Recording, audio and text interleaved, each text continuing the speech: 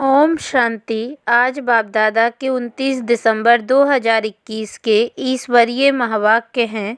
मीठे बच्चे, तुम आधा कल्प के लिए सुख धाम में हॉलीडे मनाएंगे क्योंकि वहाँ दुख का नाम निशान नहीं है। प्रश्न: ब्राह्मण बच्चों को बाप ऐसी कौन सी युक्ति बताते हैं जिस युक्ति से वे अपना जीवन सफल बना सकते हैं? उत्तर: बाबा कहते, मीठे बच्चे, अपना जीवन सफल करना है तो अपना तन मन धन सब ईश्वरीय सेवा में लगाओ। फॉलो फादर, फिर देखना इसकी एवज में तुमको क्या मिलता है। आत्मा गोल्डन बन जाएगी, तन भी बहुत सुंदर मिलेगा, धन तो अथाह मिल जाएगा।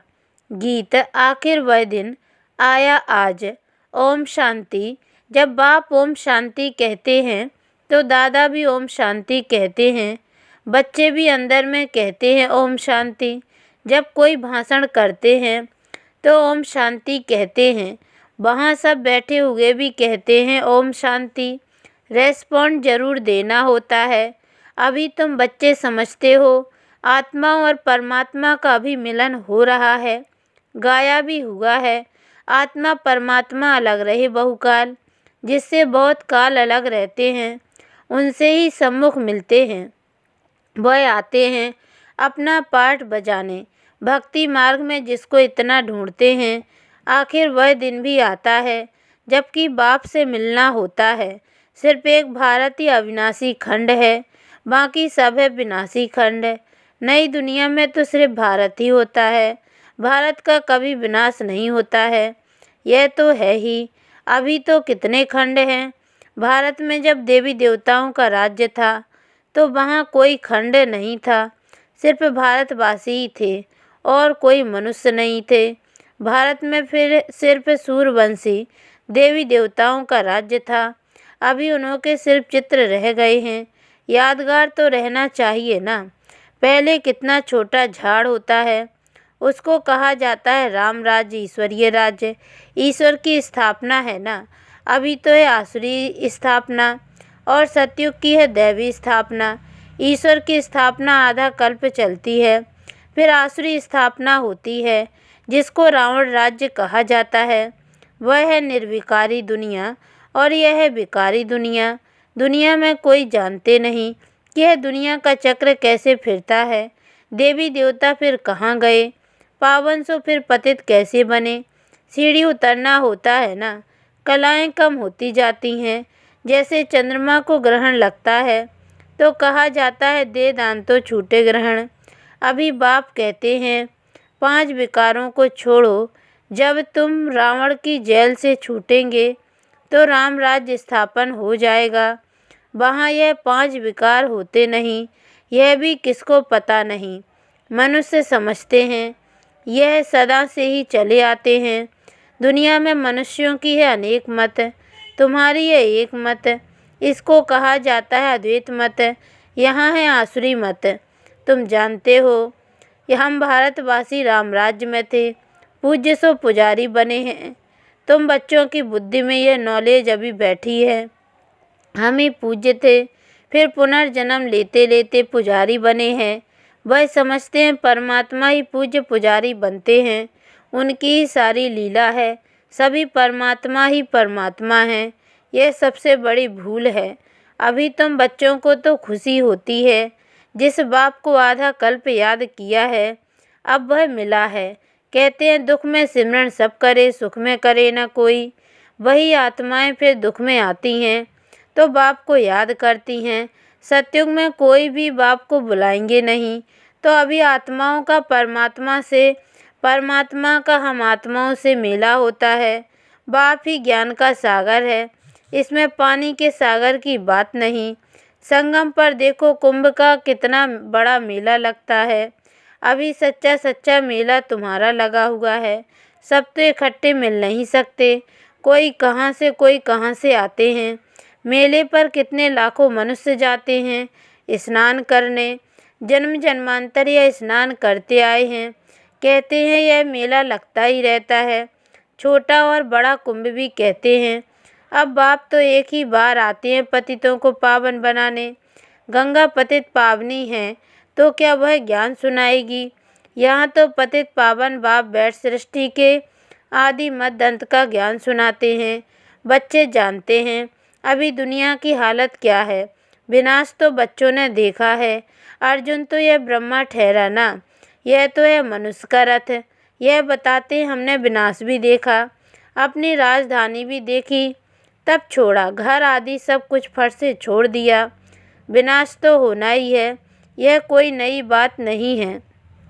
यह है ईश्वरीय दरबार, इसमें कोई पतित को बैठना नहीं चाहिए, नहीं तो वह एकदम रसातल में चला जाएगा पतित बनने से।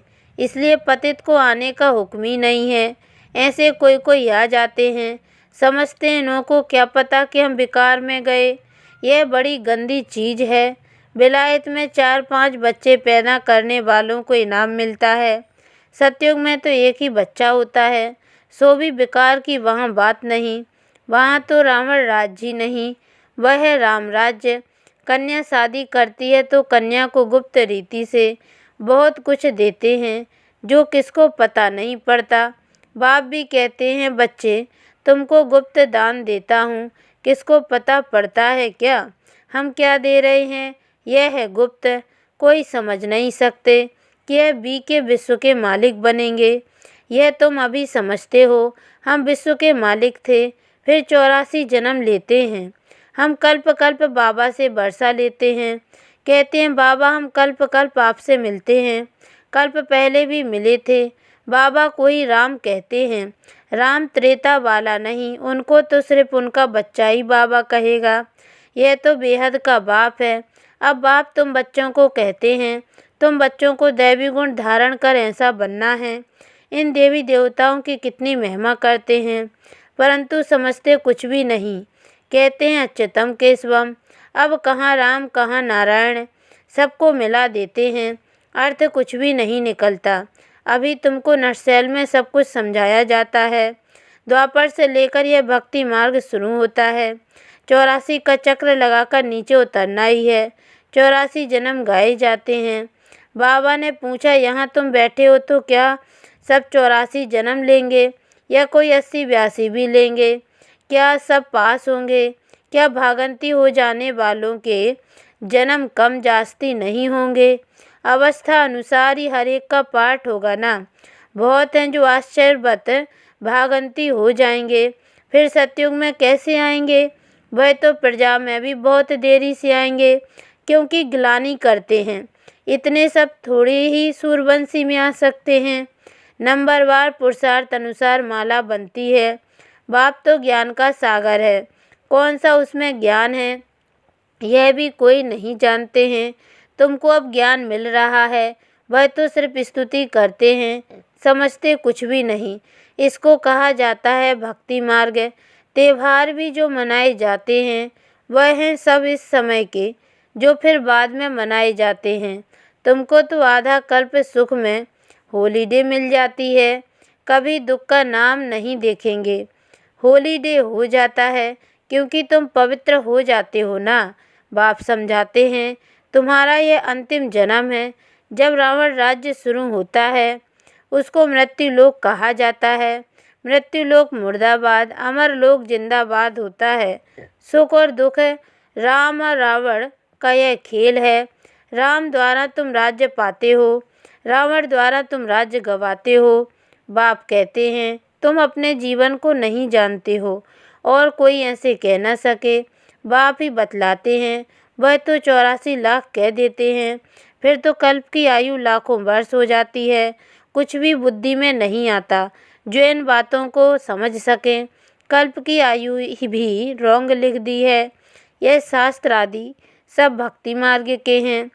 तुम बच्चों को कितना सहज समझाया जाता है, आगे चलकर और अच्छी रीति समझाएंगे। जब कोई मरता है तो उस समय सिर्फ थोड़ा बैराग आता है, उसको कहा जाता है शमशानी बैराग्य। शमशान से बाहर निकल मार्केट में गए तो खलास, जाकर मांस मदिरा खरीद करेंगे। तुम बच्चों को इस समय है सारी पुरानी दुनिया से बैराग्य। बाबा समझाते हैं बैराग्य 2 प्रकार का है, निवृत्ति मार्ग वालों का है, हद का वैराग्य। वह प्रवृत्ति मार्ग के लिए ज्ञान देंगे ही नहीं। दोनों पवित्र बनो यह वह कह नहीं सकते, गीता वह सुना न सकें। तुमको तो ज्ञान सागर से ज्ञान मिलता है, वह समझते भी हैं, परंतु उनको डर रहता है आगे चलकर मान लेंगे। बरोबर गीता कृष्ण ने नहीं सुनाई। अगर अब कहेंगे तो उनके सब फॉलोअर्स भाग जाएंगे, फट से कहेंगे इनको बीके का जादू लगा है। अब बाप समझाते हैं अगर देवता बनना है तो दैवी गुण धारण करो। मुख्य बात है पवित्रता की। यहाँ मनुष्यों का खान पान ही देखो कितना आसुरी है। जन्म जन्मांतर की पाप आत्माएं हैं, पुण्य आत्मा एक भी नहीं है। अभी तुम बन रहे हो। सतयुग में सब पुण्य आत्माएं होती हैं, वहाँ है ही श्रेष्ठाचारी पावन, यहाँ है भ्रष्टाचारी पतित।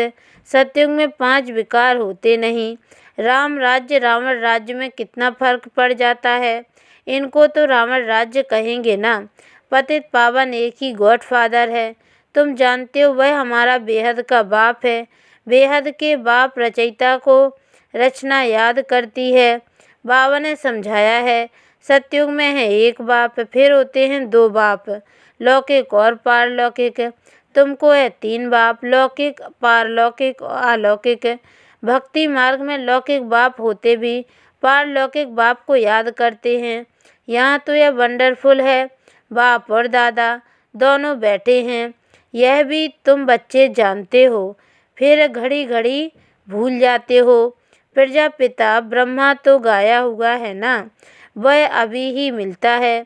प्रजापिता ब्रह्मा है साकार, वह है निराकार। निराकार और साकार दोनों इकट्ठे हैं, दोनों का हाईएस्ट पोजीशन है। इनसे बड़ा कोई होता नहीं। और कितना साधारण रीति से बैठे हैं। पढ़ाई भी कितनी सहज है बच्चों के लिए। बाप सिर्फ कहते हैं अपने को आत्मा समझो, आत्मा अविनाशी है, यह देह विनाशी है। एक शरीर से आत्मा निकल जाकर दूसरा शरीर लेती है। तुमको रोने की दरकार नहीं है। मनुष्य शरीर को याद करने से रोते हैं, तुमको रोने की दरकार नहीं। सतयुग में कभी रोते नहीं, वहाँ है ही मोह जीत। ये सब बातें तुमको संगम पर ही समझाई जाती हैं। तुमको यह लक्ष्मी नारायण का चित्र देखकर बहुत खुशी होनी चाहिए। इसलिए बाप ने कहा है यह लक्ष्मी नारायण त्रिमूर्ति का बैज व मेडल जेब में डाल दो, घड़ी घड़ी पॉकेट से निकाल कर देखो। ओहो, हम तो यह बनने वाले हैं। बहुत खुशी होगी। औरों को भी दिखाकर खुश करो कि हम यह बन रहे हैं। देखने से खुशी होगी। मैं तो शिव बाबा का बच्चा हूँ, मुझे किसी बात की क्या परवाह करनी है।